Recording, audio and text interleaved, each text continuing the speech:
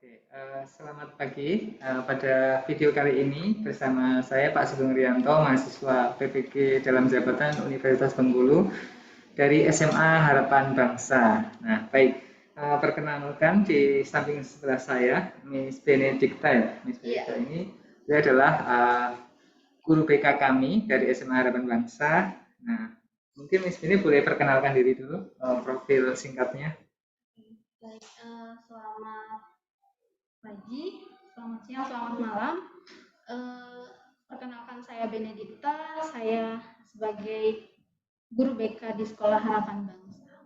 Baik, oke. Terima kasih Miss Beni untuk waktu yang diluangkan kepada saya pada interview atau wawancara untuk menyelesaikan atau menanyakan penyebab ya yang ada di sekolah SMA Harapan Bangsa. Nah, oke Miss Beni, jadi ini saya mulai dari problem yang saya alami ya di kelas fisika seperti itu. Dari pengamatan di kelas itu saya mengalami kendala yaitu siswa itu ada yang semangat banget, ada yang tidak semangat. Nah, saya minta pendapat dari Miss Bene ya selaku guru BK kami. Nah, itu sebenarnya secara umum nih motivasi itu apa saja nih yang mempengaruhi siswa itu untuk join ke pelajaran. Oke, mungkin yang pertama-tama saya menjelaskan bahwa motivasi itu ada motivasi dari dalam, ada motivasi dari luar. Nah, kalau untuk motivasi dari dalamnya sendiri bisa jadi karena memang dari bangun pagi anak memang sudah malas untuk memulai kegiatan di hari itu. Mungkin belajar atau dia memang punya masalah pribadi, entah mungkin masalah dengan konflik diri dia pribadi ataupun masalah yang karena masalah di keluarga ya. Nah, kalau yang dari luarnya itu bisa jadi masalah umumnya itu karena biasanya itu masalah pertemanan atau bisa juga mungkin metode pengajaran yang karena setiap anak kan beda-beda ya kebutuhannya. Seperti yang tadi Pak Sugeng katakan bahwa ada anak yang aktif dan dia mungkin cocok di salah satu jenis pengajaran yang Pak Sugeng sampaikan. Ada anak yang memang mungkin dengan cara yang berbeda karena setiap anak itu pasti berbeda kebutuhannya sehingga anak-anak juga mungkin akan lebih aktif dengan menggunakan metode yang biasa Pak Sugeng sampaikan. Ada juga anak yang mungkin tidak terlihat aktif karena mungkin apa yang mungkin Pak Sugeng sampaikan itu belum mereka terima dengan baik itu karena memang kebutuhan belajar mereka itu belum di situ seperti itu. Jadi memang pertama gimana caranya membuat siswa membutuhkan informasi ya Iya. subjek tersebut. Yang kedua masalah intrinsik atau eksternal, internal dan eksternal ya. Iya. Berarti mungkin ini guru ya persepsinya ya. Iya. Oke, nyambung tentang gaya belajar tadi ya. Nah itu anak-anak kita ini sebenarnya secara umum dari pengamatan Miss Bene ya mungkin bisa dari bisa apa assessment. Nah itu boleh diklasifikasikan Miss untuk tipe belajar murid kita secara umum. Oke, untuk tipe belajar atau gaya belajar itu ada 3 jenis memang ya. Ada anak yang cocok dengan cara belajar mendengarkan atau auditory, ada yang dengan visual atau dengan melihat, ada yang dengan kinestetik, langsung mempraktekkan gitu ya. Nah, itu anak memang beda-beda, tapi kalau saya lihat mungkin lebih banyak anak itu lebih suka dengan cara belajar kinestetik atau visual. Itu biasanya lebih banyak ya, karena mereka apalagi sekarang dengan teknologi yang semakin maju ya Pak ya, dan mereka tuh kayaknya lebih suka dengan cara menonton mungkin ya, ada materi yang mungkin kayaknya sesuai sama yang ada di buku, jadi mungkin bisa dengan film atau dengan ya penjelasan menggunakan video itu mungkin lebih mudah untuk mereka pahami atau lebih masuk ke otak mereka. Lalu praktek, biasanya mereka tuh karena keingintahuannya kayaknya lebih gampang ya, kalau praktek itu lebih apa ya, lebih mudah aja gitu. Jadi seperti itu. Ada sih tergantung anaknya memang, tapi kebanyakan itu anak lebih mudah bosan kalau dengan metode ceramah. Nah, sebenarnya ini juga inline ya dengan Iya.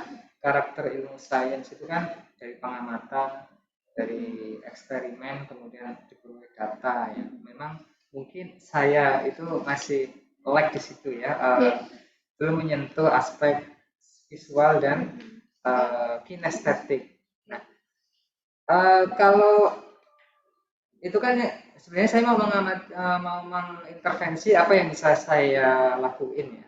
Kayak misalkan aspek psikologi kan mungkin itu ranah siswanya ya, mungkin guru mungkin bisa sih diapersepsi, nah mungkin nggak optimal. Nah kalau sebenarnya motivasi itu kan dinamis ya. Nah itu secara supaya dia itu dinamisnya itu nggak terlalu ekstrim, itu kira-kira apa yang guru bisa lakukan ya Mas, untuk menjaga supaya at least dia itu nggak terlalu anjlok motivasi gitu? Oke, biasanya mungkin sebelum memulai pelajaran kali ya Pak ya. Oh, jadi persepsinya ya. Itu biasanya itu ada pengantar saat pelajarannya. Kalau misalkan pengalaman yang saya juga pernah lihat itu pengantar ke anak-anak, apa sih tujuan mereka belajar ini, pelajaran ini itu apa sih gunanya buat kehidupan mereka nantinya. Lalu mungkin dengan sedikit permainan juga bisa sebenarnya untuk meningkatkan semangat mereka atau meningkatkan motivasi mereka.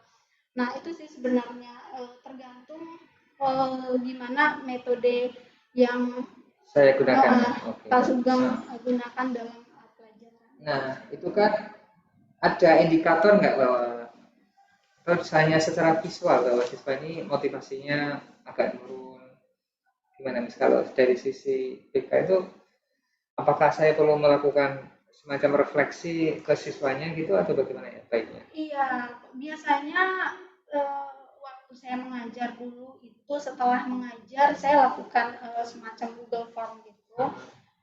Itu biasanya saya bagi ke mereka setelah melakukan pembelajaran. Apa yang kurang dari pelajaran ini? Penyampaiannya apakah sudah cukup jelas? Apakah mudah dipahami oleh anak? Gimana materi hari ini, apakah menarik untuk didengar, lalu cara penyampaiannya apakah sudah bisa dipahami oleh mereka. Intinya adalah evaluasi apa yang kita sampaikan apakah diterima sama anak. Jadi evaluasi proses pembelajarannya. Evaluasi proses pembelajaran itu penting. Lalu mungkin pelajarannya apakah susah atau mudah gitu, karena supaya kalau susahnya di mana ya itu kita beri kebebasan mereka untuk merespon ya. Iya, merespon. Ya. Oke, Miss, kalau menurut Miss nih kira-kira yang paling urgent itu apa nih guru yang bisa lakukan untuk satu hal yang mungkin bisa guru lakukan supaya motivasi mungkin yang bisa jadi fisika atau yang lainnya itu apa Miss sarannya selain tadi ya persepsinya harus diimprove ya kemudian. Oke, karena anak-anak kita kayaknya bosanan ya. Iya betul. Jadi mungkin lebih diiringi dengan energizer seperti yang kemarin sudah dilakukan sama atau difasilitasi oleh kepala sekolah gitu.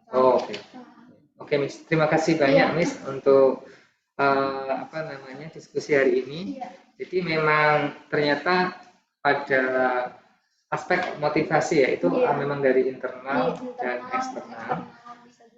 Yang kedua adalah persepsi guru itu berpengaruh terhadap jalannya pelajaran ya.